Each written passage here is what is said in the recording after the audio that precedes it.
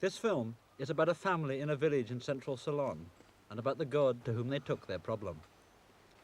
We first met them walking in tears through a paddy field, trying to solve the biggest problem of their lives, the disappearance of their son, Ratnayaka. Ratnayaka was 11 years old when he vanished a year and a half ago.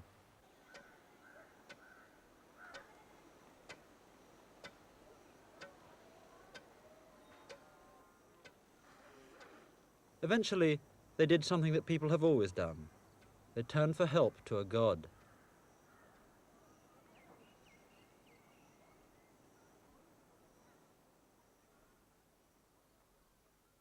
The god to whom they turned is Kataragama, an ancient Hindu god to whom the Ceylonese of all religions are turning more and more. Once a year, there is a festival for Kataragama at his central shrine in the jungle of southeast Ceylon.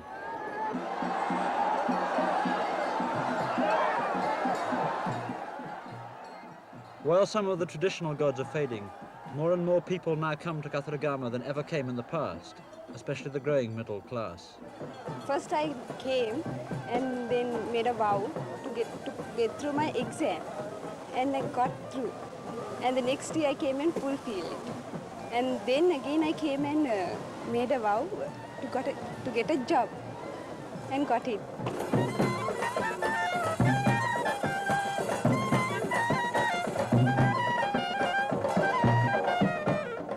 We came to Kataragama to fulfill a vow which we have made last year.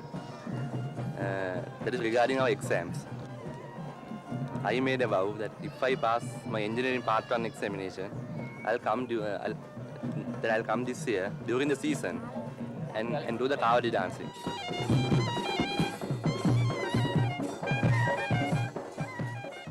Suddenly, Ceylon has problems that she never had before. Jobs, money, promotion, success, all on a scale that the West would find hard to believe, and with total economic disaster hovering around the corner. The Ceylonese have tried all the usual answers for their economic difficulties, even revolution, but more and more now they're turning to the traditional way of solving the unsolvable, and even the government ministers now come to perform penances for the god. But Kataragama does not give his help for free. If he gives you what you ask, you must always repay him in whatever way you promised.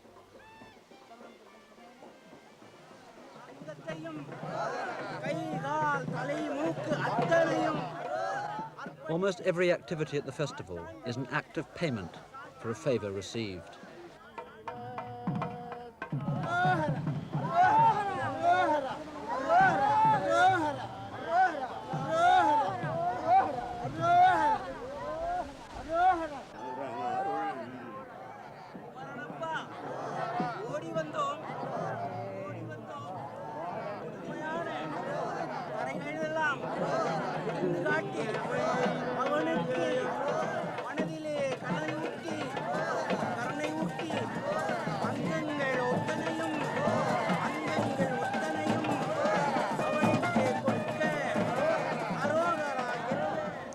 Well, when I'm really in a jam, I go to Kataragama. I don't go to church any longer. That does not mean I'm not a Christian. I'm still a Christian. I still go to church. But when I'm in a jam, I find it's more effective to go to Kataragama and I make a vow, and my burden is lifted.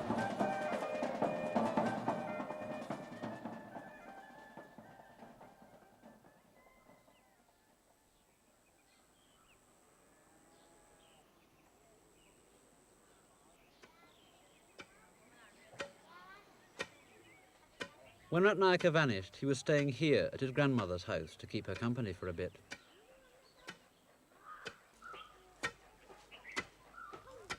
His mother and father came with his sisters and his small brother from their own village 100 miles away to look for him and to be there in case somehow he came back. For the year and a half since he vanished, all their lives had been centered around looking for him and waiting.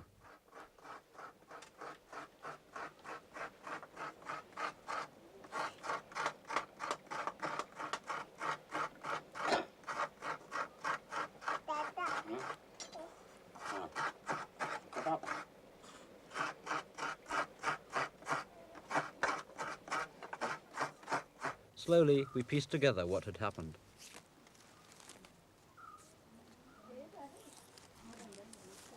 Radnaika was my grandson, but I always called him my Kurupita, my baby. He was mad on working. I couldn't stop him. And then one day he got this job at the masons carrying cement. I didn't like it. He'd get back for his supper all cement everywhere, and his hair and his eyes, and I'd heat water specially for him. I'd bath him and rub him with coconut oil. Well, this went on for 2 days, and then I put my foot down. He was too young. It was a grown man's job that he was doing. They were only giving him 125 rupees a day. So anyway, I said he was to stop, and that's when the trouble started. The next morning, he said he was going over to the masons for his money, so I gave him a clean shirt, and he never came back. That was March, 17th of March, a year and a half ago now.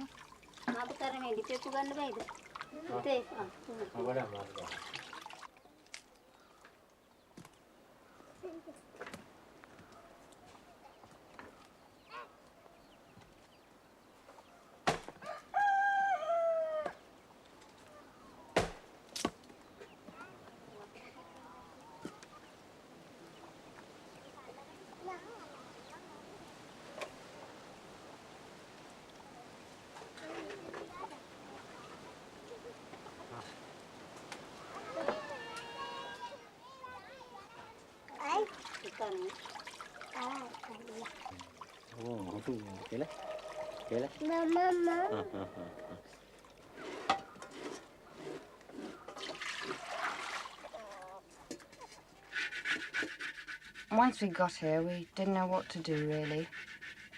My mother had looked everywhere.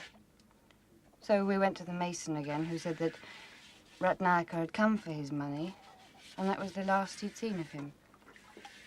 The only person who seemed to have any theories was the shopman up at the bus stop, who said that a boy who sounded like our boy had come and bought a banana off him that day and had caught the bus for town.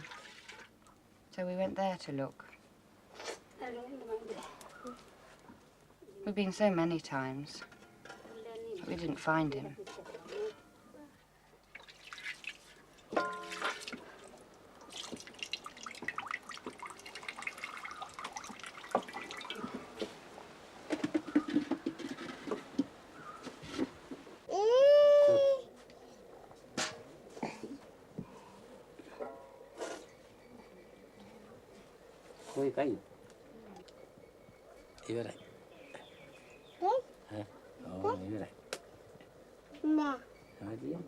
The police? No, we never asked the police. They wouldn't be interested.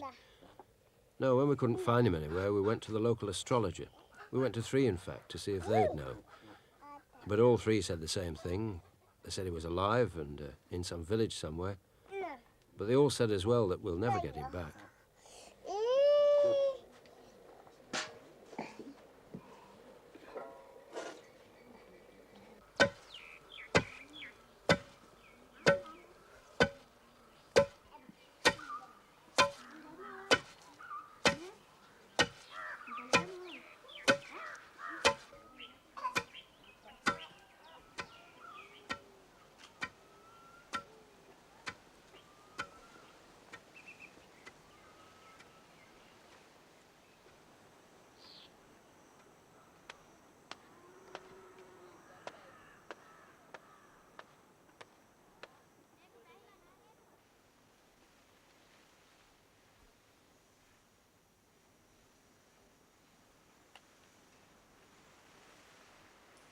Sometime later, Douglas went back to his own village once more to see if there was any sign of his son. To get to his house from the bus, Douglas has to pass 2 stone Buddha statues carved for a king 700 years ago. Like most Ceylonese, Douglas is a Buddhist. As any Buddhist would, he knelt to pay his respects to the Buddha and to recite the 5 precepts, but not to ask for help, because the Buddha is powerless to help.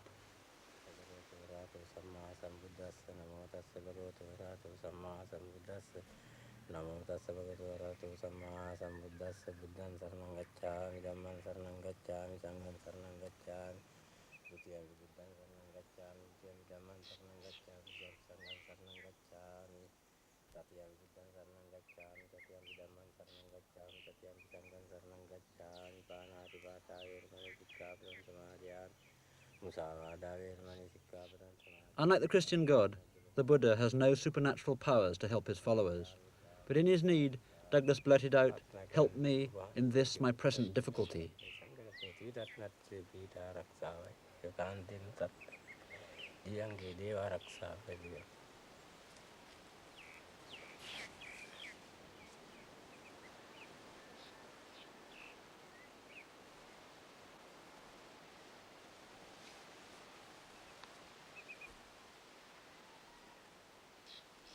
Douglas went off home, but, as so often before, Ratnayaka was not there.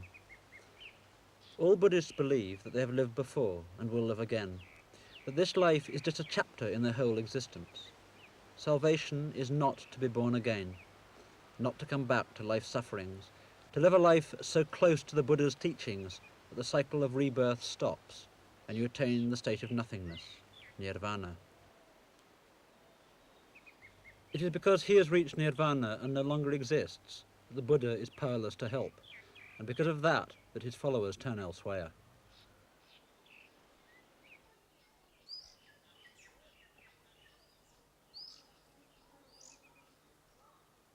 One day, Douglas and his wife set off to try yet another astrologer in a distant village. They'd heard that he was very good.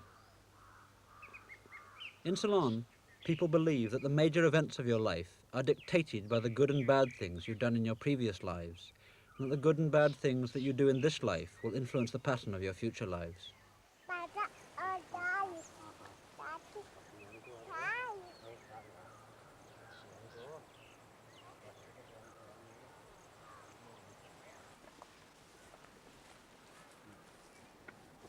For Douglas, the disappearance of his son is not just a chance happening. Somewhere in the past, someone in his family must have done something as a result of which Ratnayaka vanished. But no one can ever know about their past lives, and that is where the astrologer comes in.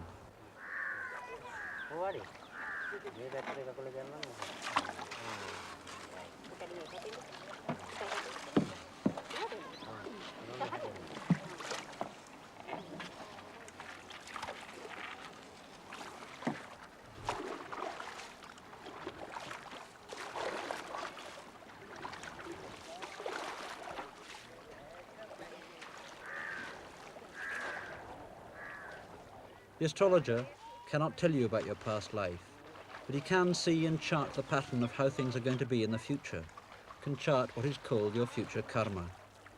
Unsatisfied with what the other astrologers had told them, they went to try once more.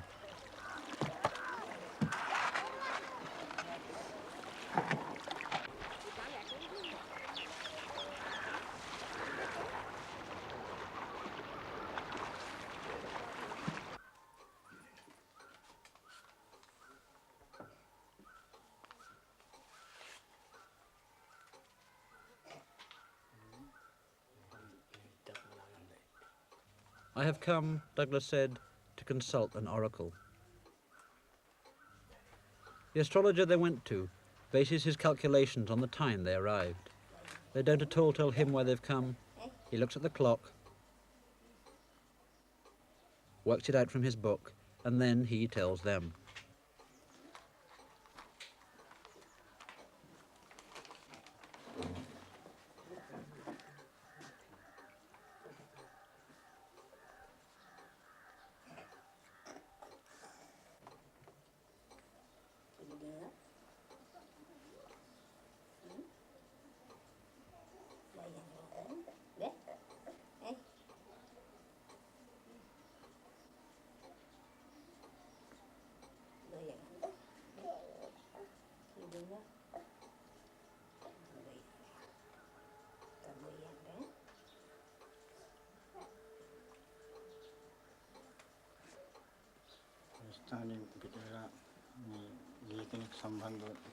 "You have come," he said, "about someone who has left a place of residence."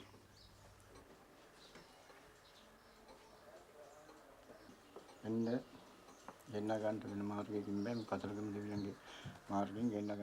is no other way of getting that person back except by way of Kataragama. No other way. not by magic or by sorcery.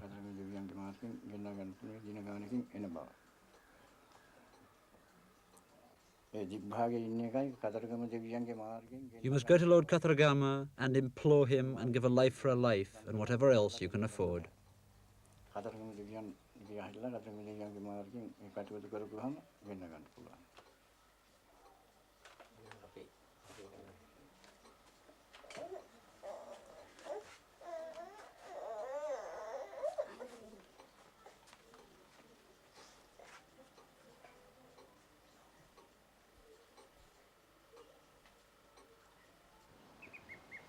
Back across the river is a small temple to Kataragama, and it was here, their local temple open on Wednesdays and most Saturdays, that they took their difficulty to the god.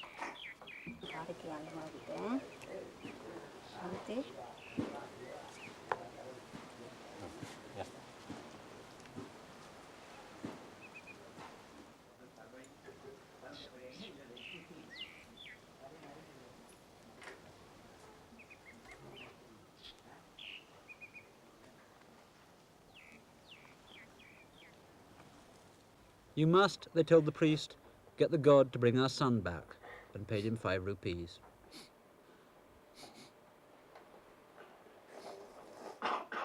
The priest asked them the boy's name.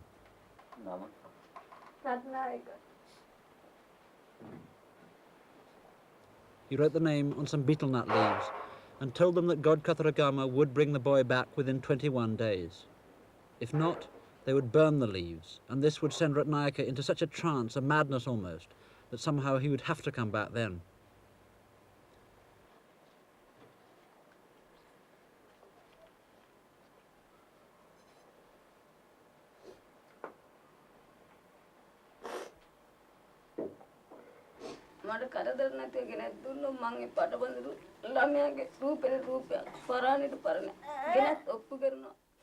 They made a vow by tying a coin in a cloth and tying that to Kataragama's lance.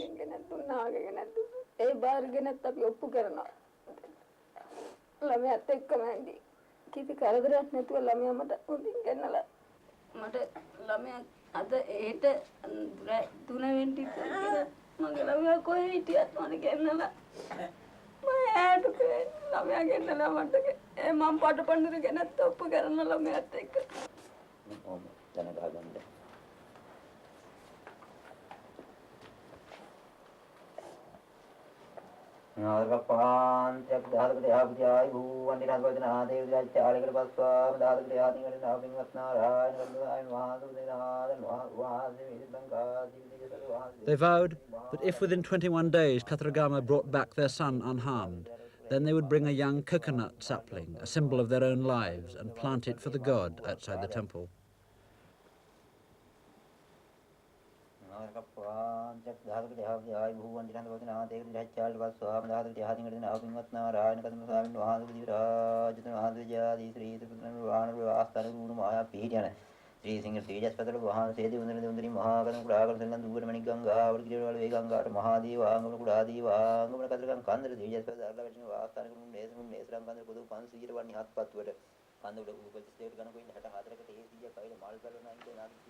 The ritual over, they went off home to wait out their 21 days. Outside the temple, full-grown trees now are palms that others have planted in thanks for what Kataragama did for them.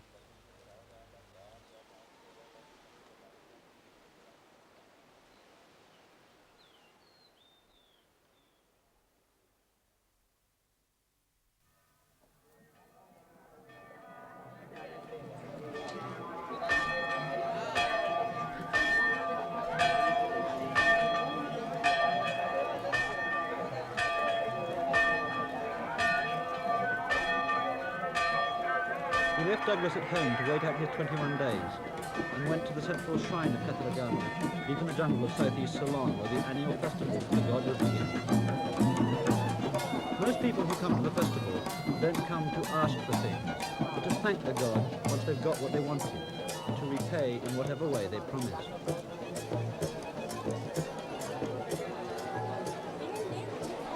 To repay the god, there are a certain number of standard things that you can do.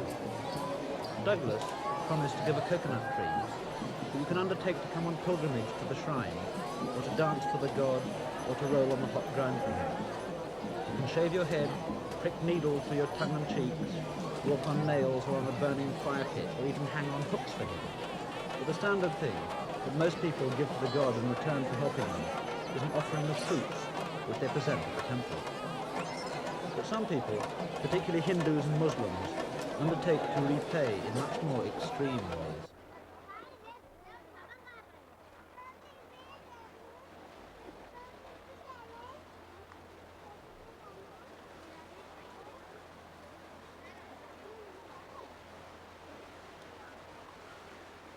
Mr. Karim owned a tea shop in downtown Colombo. But 10 years ago, he was a corporal in the army and involved by his superior officers in a coup against the government. Caught, and in his prison cell, he asked Kataragama to save his life. In his cell, he vowed that if the god got him off, he would, in exchange, come to the festival each year for 17 years and hang himself from hooks in his back. At his court-martial, he was acquitted.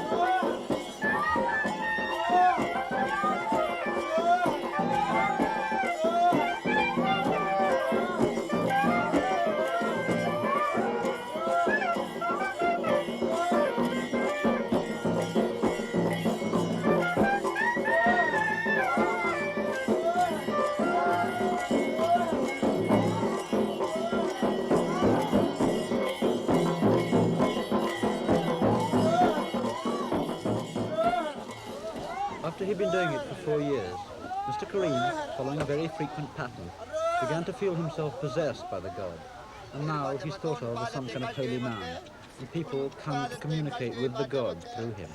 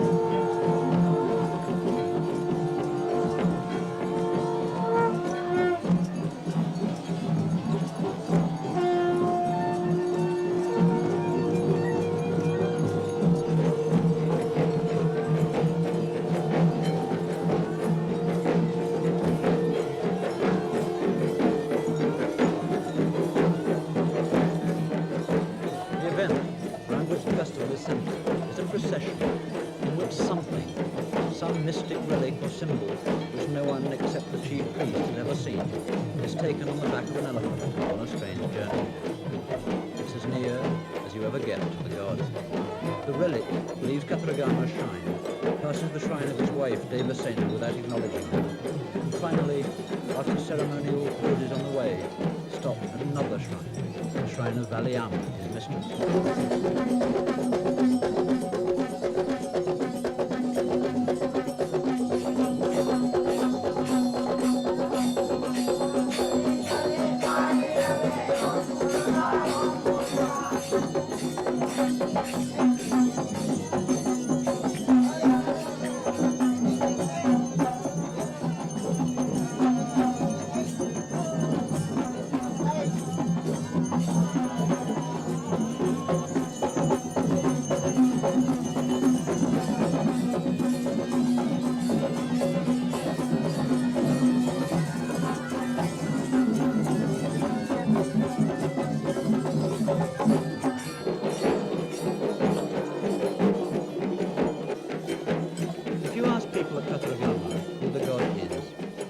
Jumble of different answers.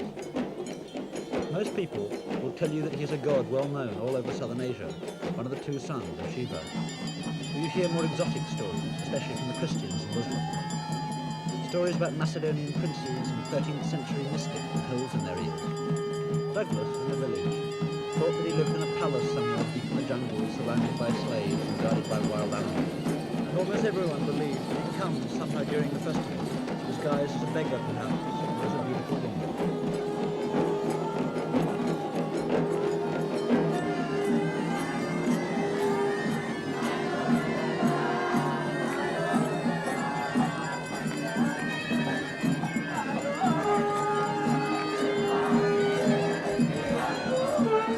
But if there's no common opinion about who he is, everyone agrees about his ability, especially his power and his ability to come up with the good.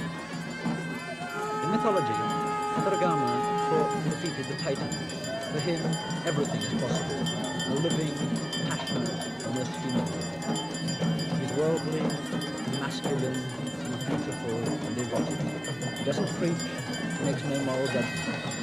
He will help anyone to do whatever they want, so long as their devotion is enough. Above all, his quality is power to do anything. The astrologer told Douglas that only Kataragama had the power to alter the influence of the stars and planets upon him.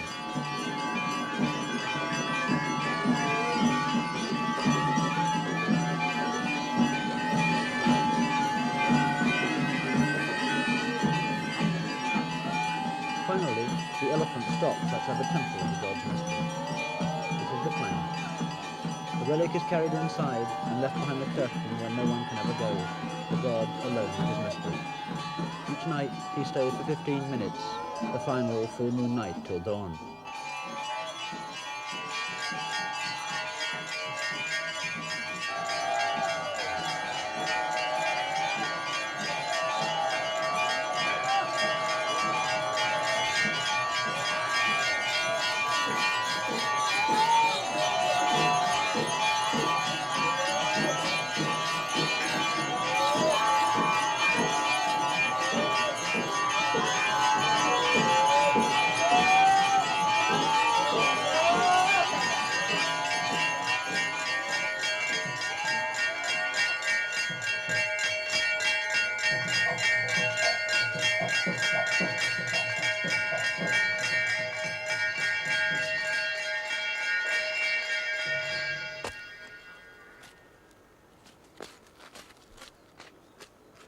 As the 21-day waiting period began to pass, there was no sign of Ratnayaka coming back.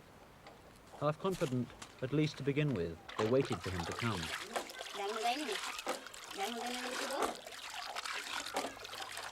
Most of the people in Ceylon who take their problems to the god have practical problems that most of us would now take to the welfare or social security department.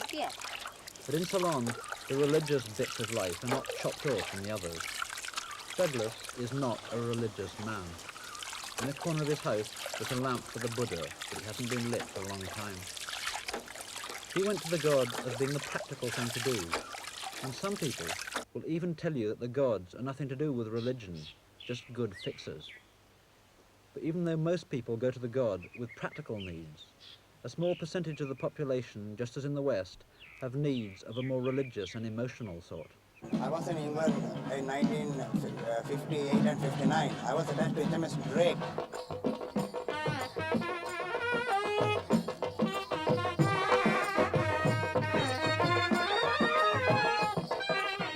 In 1963, I thought of coming to Kataragama to take part in firewalking. Came to Kataragama, made the necessary pujas, and I went on firewalking, and I got burned badly. I was hospitalized for 21 days. Well, before I was removed to hospital, I made a vow. The vow was to cure my wounds, to safeguard me and allow me to go to work in a specified time. If it happens that I will be performing Kavadi Puja after 10 years, for 10 years I'll be doing pricks on my body, and on the 10th year I will have 108 pricks on the body with the 4 hooks on the back with the rope pulling and 1 prick on the mouth, and do the firewalking.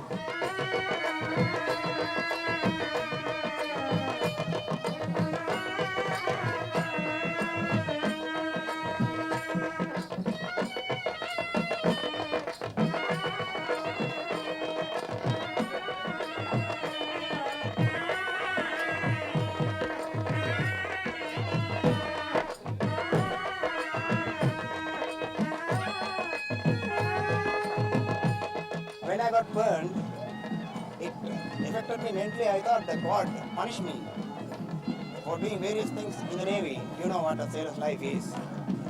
So being a sailor, I came here.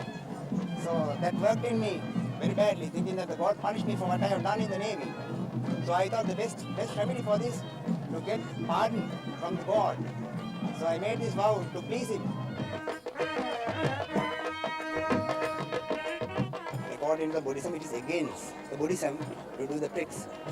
I don't think I can't practice Buddhism right, at least up to the mark, But I think we are not intelligent enough to understand Lord Buddha's teaching. I feel that when you do these things and satisfy the God, that I get the full protection to continue.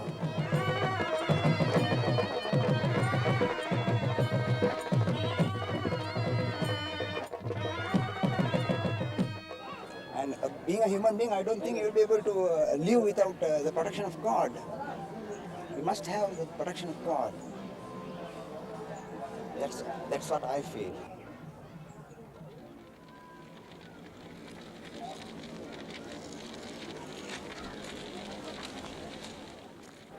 Of course, the first time I did fire walking last year, that was, I just want to, I thought that he will help me, and I did fire walk. But later, due to my past sins, I couldn't fire walk and get rid of getting burnt. Did you get badly burnt the first time you tried it? Yes, I got badly burned last time. If I fire walk, I know that I will get His grace. His grace, by suffering, I get His grace. Because my karma is over, my sins are over. I committed, of course, I have assaulted my own father. That is the biggest sin that I have committed. I don't think anything else I would have committed.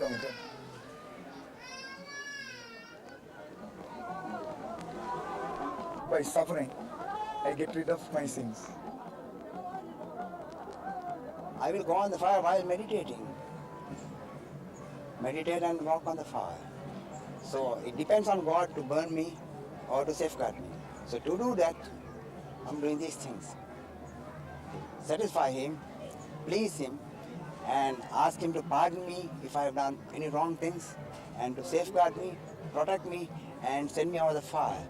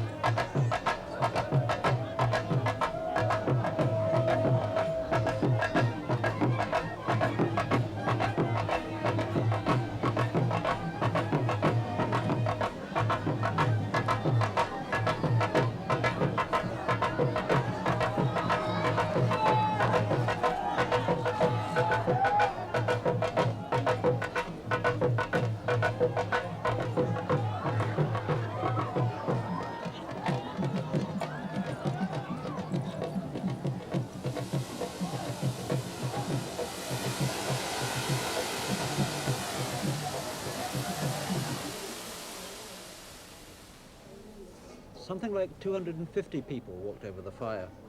The next day, in the emergency hospital, there were 27 cases of burning. For all of them, the real problem was not so much the burns, but the fact that in some way they were unworthy or impure, and the God had chosen not to protect them.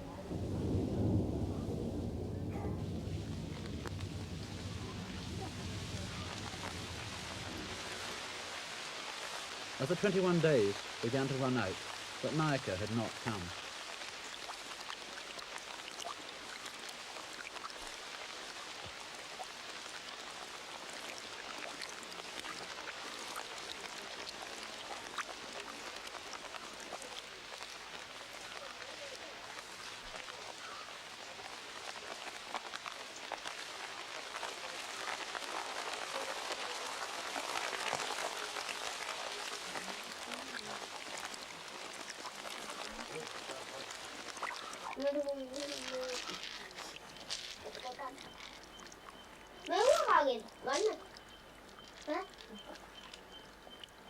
By the end of the 21st day, he still had not come.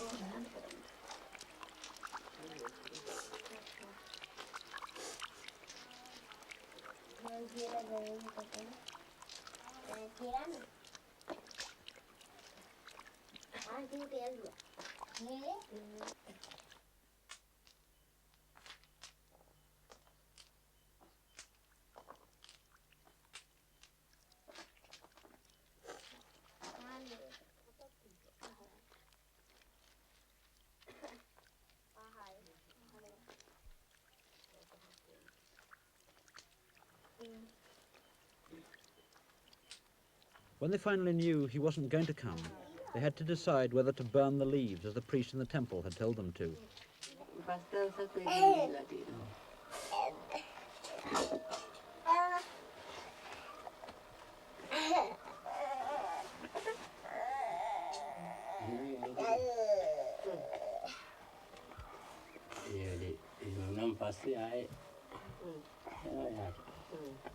Douglas thought they should go and talk to the priest again.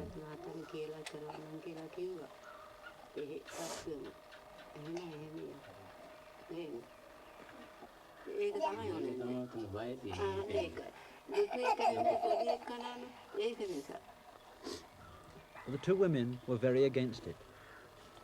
They thought the boy, wherever he was, had quite problems enough without going into the trance that the priest said he would when they burnt the leaves.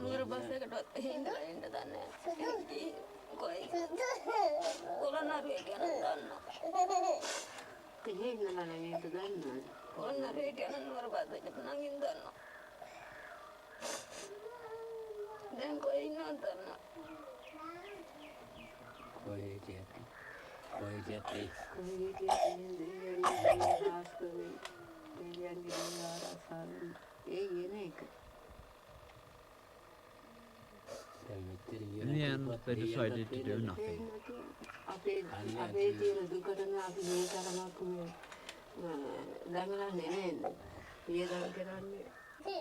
If a person makes a vow to Kataragama God, and if his vow is not fulfilled, it is due to the sins what he has committed in this life or in the previous life, and for what he has done, he has got to suffer at some time or other.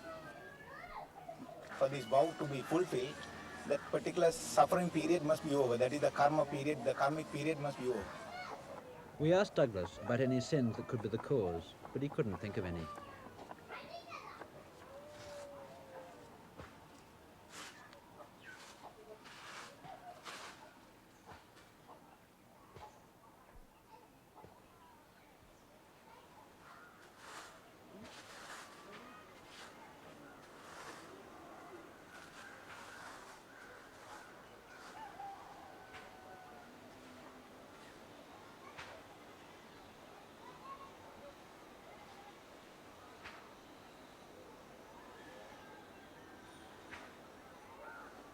At the end, he was just beginning to have a new idea.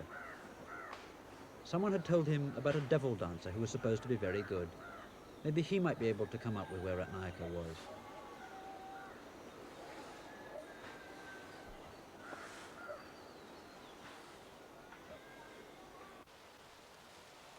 And then something quite strange happened. The next day, Douglas went off home to his own village to see if his rice was ripe. When he got there, Ratnayaka was waiting, having got home a day or so before. A year and a half earlier, Ratnayaka had left his grandmother's to go home to his parents, but hadn't had enough for the fare. He met a man in the station who took him to Colombo, the big city, and put him to work in a rice mill. One day, the mill owner came from India and said that Ratnayaka was too young to be working there. He gave him a 10-rupee note and told him how to get home.